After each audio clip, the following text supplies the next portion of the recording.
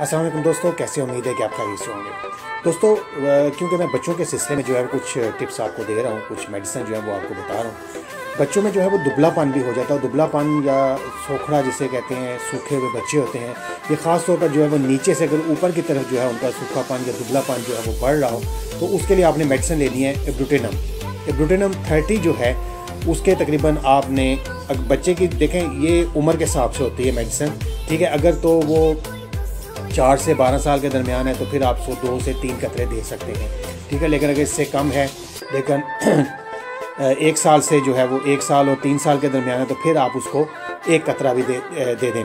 और अगर इससे कम है तो फिर आपने आधा कतरा देना है, ठीक है। आधा कतरे का मैंने बताया था कि आपने 2 चम्मच पानी लेना है, उसमें 1 कतरा डालना है, उसको अच्छी तरह हिला के 1 चम्मच पिला देनी है, 1 फेंक देनी है, तो ये आधा कतरा हो जाएगा। ये आप याद रखिएगा आप लोग, ठीक है। नेक्स्ट टाइम मैं जब बताऊँ तो इसको आधा कतरा इस तरह करके पिलाना है आपने।